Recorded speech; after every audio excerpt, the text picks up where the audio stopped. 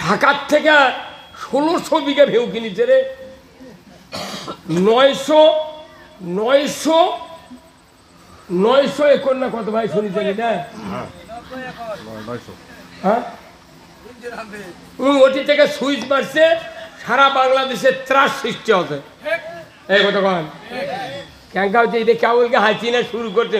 উনি মনে করছিল শেখ হাসিনা বোধ হয় ও আগলে মানুষের লাগান। আরে লতিফ সিদ্দিরি পারি পাইনি, টাকলো মুরাদ পারি পাইনি। কথা কন না, তুই পাবু এমন ভাবে ধরিচ্ছে দেখেন, এগুলো আস্তে আস্তে ধরিয়া জনগণ কবি তোরাই বিচার কর। ঠিক এখন করছেন, ওরই কথা আমাকে ধরে গেল না। আমার 20 লাখ টাকা ফুরেছে মামলার দাবির নিতে, এই টাকাও আমাকে ওই বেঞ্জিরকে ফেরত দিতে হবে।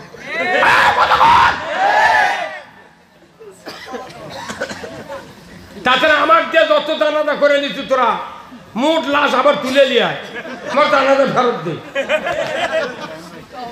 কথা কাল এক বক্তৃতা করছে, জুম্মাত গেছে নামাজ পড়ে নতুন জুতা চুরি করছে। উনি আবার বক্তৃতা করতে করতে জুতার কথা কছে, যাই চুরি করছে ওই জুতা লিয়ে তুমি বেঁচেছে। বেচার পর যখন এই কোরআনের তাফসিরে তো বক্তৃতা করছে, উনি করছে কি 2 কেজি গোল্লা আটপি মিষ্টি আটপি ইঙ্গা কার্টুন কিনেছে। কার্টুন কিনা একবার সেই কার্টুন, ঢাকার কার্টুন তো, 2 কেজির কার্টুন কিনা ওই বক্তার নতুন জুতো ওই কার্টুনের মধ্যে তুলিছে। তুলে একটা ব্যাগ লিয়া ওরই বাড়ি যাচ্ছে বেড়াবেন। আচ্ছা দেন ওরই হাতত দিয়েছে, উনি লিয়া আবার ওই কার্টুন মিষ্টি ভাবে ওর বউ ফ্রিজের মধ্যে থসে। মিষ্টি ভাবে থতে বক্তা চলে গেছে বক্তৃতা করবেন, ওর বাড়ি যাচ্ছে আত্মীয়। তখন কোথায় ওর বেটা কথা বাবা সুজি আর রাত চালিয়ে কোথায় মা আম্মু মিষ্টি, কোথায় মিষ্টি ফ্রিজত আছে। এই হয়তো ওই বললাম ওই আসি তো একে সুজি আর সিমাই পাক করা আত্মীয়র বাড়ি আত্মীয়র প্লেটও দিচ্ছে। আর মা কথা মা মিষ্টি দেন, ওর মা ওই কার্টুন বার করে নিয়েছে, নিয়ে এসে খুলে দেখে জুতো। রে জুতার মতো জিনিস ফিরি ধরতে রে। হ্যাঁ, সেই দেশ এটা বাংলাদেশ না, এটা বাংলা দোষ। যার দোষ তাই বাংলাদেশে ফার্স্ট ক্লাস, আর যার দোষ নাই ই একটা লয়ার ক্লাস। তাহলে আল্লাহ নবীকে দায়িত্ব দিয়েছে, আমার দিন আমার আইন তুমি বিজয় করো। কার কথা? আল্লাহর আইন কি বিজয় করতে চান আপনারা? কারা কারা দুহাত তুলে দেখান, নামান হাত। আচ্ছা এই আইন কি এটি বিজয় হবে? কোথায়? তে আপনাকে এক্ষুনি বললো আল কোরআনের আলো, আপনারা কেন বললেন ঘরে ঘরে জানো? হ্যাঁ, পৃথিবীর কোন দেশে যদি সংবিধান তৈরি করা হয়, ওই জায়গায় গিয়ে যদি কোরআন না রাখা হয়, জিন্দিগিতে বক্তৃতা দিয়ে লাভ হবে না। কি এখন আমাকে বক্তৃতা হয়ে গেছে কি ওই হাসপাতালের ডাক্তারের মতো। কথা কন আমার ভাইরা, দুনিয়ার জমিনে যদি কোন ডাক্তার রুগীর কাছে ঔষধ লিখে দেয়, আর ওই ডাক্তার যদি অন্যান্য কোম্পানির রিপ্রেজেন্টেটিভের কাছ থেকে হাজার হাজার টাকার ঔষধ যদি হাদিয়া পায়, আর বলে স্যার আপনার ঔষধের সাথে আমাদের কোম্পানির ঔষধ লিখবেন, আপনাকে 10,000 টাকার ঔষধ দেওয়া গেলাম, ওই ডাক্তার কি বলুন তো ওই কোম্পানির 2-4টা ওষুধ লিখবে কিনা? লিখবে না। ওই ডাক্তার জানে এই ওষুধগুলা খাইলে যে উপকার হবে, একটা ঘুমের রুটি ভালো। ডাক্তার জানে পরীক্ষার মাধ্যমে যে 2টা ট্যাবলেট হলেই ব্যায়াম ভালো হয়ে যাবে, কিন্তু রুগী কই লেগেছে 7টা, ওই যে 10,000 টাকার ওষুধ পাওয়ার জন্য। কথা বল, 7টা লেগেছে, অর্থ কেনা লাগে না। এই বাংলাদেশে এমনও ডাক্তার আছে মোবাইলত গান শুনে আর ওষুধ লেখে। এই কথা বল, নাম শুনবেন, নামও আমার মুখস্থে আছে, ময়নুল হাসান সাদিক। আমি গেছি মরিচ্ছি, আমার বুকত কাশ হয়ে গেছে, আমাকে ওষুধ লেগেছে আর মোবাইলে গান শুনে। ডাক্তার সাহেব এই গান লেখে, এই গান শুনে আমার ওষুধ লেগলে জীবনে ব্যারাম ভালো হবে না। আমি আপনার কাছ থেকে উঠে চলে গেল, আমি হিন্দু ডাক্তার কাছে যাবো, তা আপনার ওষুধ খাবো না। আমি দেবাশিস রায় বগুড়া ডক্টরতে বসে, ওর কাছে এক পাকে গেছি। আমার সেই ঠান্ডার মধ্যে কাজ ভালো, কিন্তু তুই মুসলমান ময়নুল হাসান সাদিক, কি রে তিনটা নাম, একটা ময়নুল, একটা হাসান, একটা সত্যবাদী। ভাইজাম রে, এরকম সরকার টাকা দিতে পাগল দেবে। দেবাশিস একটা হিন্দু মানুষ, এত ভদ্র, ওষুধ লেগেছে, দুটো ওষুধ দিয়েছে, 24 ঘন্টার মধ্যে আমার বক্তৃতার জন্য গলা খুলে দিচ্ছে আল্লাহ।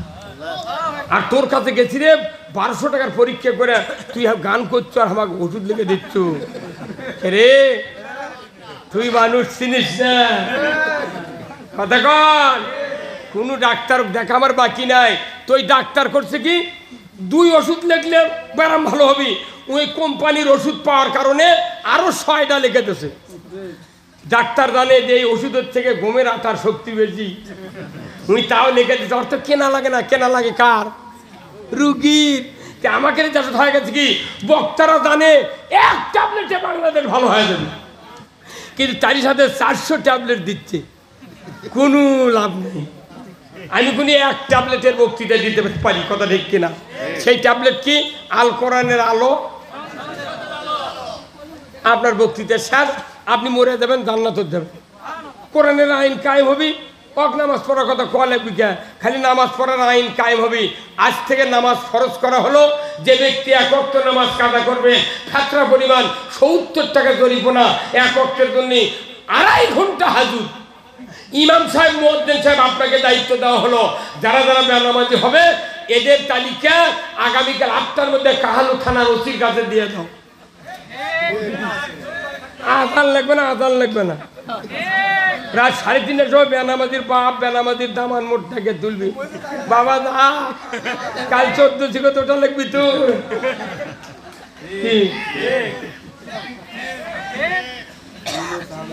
না। এটা হচ্ছে আল্লাহর আইন। আল্লাহ কাছে নামাজ কায়েম করবে রাষ্ট্র শক্তি। কার কথা? আল্লাহ তাআলা বলছেন সূরা আল হজ 41 নম্বর আয়াত, আল্লাযীনা ইম্মাক্কান্নাহুম ফিল আরদ আকামুস সালাতা ওয়া আতাউয যাকাতা ওয়া আমারু বিল মারুফ ওয়া নাহাউ আনিল মুনকার ওয়া লিল্লাহি আকিবাতুল উমুর। আমার আল্লাহ বলছেন, ও দুনিয়ার মানুষেরা, তোমরা যদি মুসলমান হও, কোন দেশের রাষ্ট্রপ্রধান হও, প্রেসিডেন্ট হও, সরকার হও, আমি আল্লাহ বলে দিলাম, তোমরা ক্ষমতায় গেলে 4টি দফা চালু করবে। 1 নম্বর নামাজের আইন, 2 নম্বর যাকাতের আইন, 3 নম্বর ন্যায়ের আদেশ, 4র্থ নম্বর উন্নয়ন নিষেধ।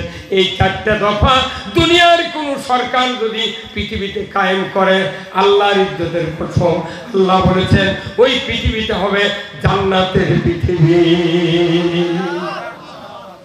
নামাজ কায়েম করবে কে? আল্লাহ। এই খেললে খাদ্যি করে আল্লাহ। নামাজ কায়েম করবে রাষ্ট্র শক্তি। এই কথা কোন না? সে তবলিগের বাপও যদি 4000 বছর ঘুরে নামাজ কায়েম করতে পারবে না। জামাত বক্তৃতা করে ফাটেও যদি যায় পারবে না। বক্তারা 400 বার জন্মিবি, 400 বার ভালো হবি, জাতা হবি, পারবে না। কারণ আল্লাহ বলেছেন রাষ্ট্র শক্তি আল্লাহর দিন যদি কায়েম করে, এদেশে নামাজ চালু হবে, চুরি বন্ধ হবে, জুয়া বন্ধ হবে, জানা বন্ধ হবে, এদেশে সুদ বন্ধ হবে, মানুষ মারা যাবে, আল্লাহ জান্নাতে যাবে। আল্লাহু আকবার। তাহলে এই কথা বলা কি অপরাধ?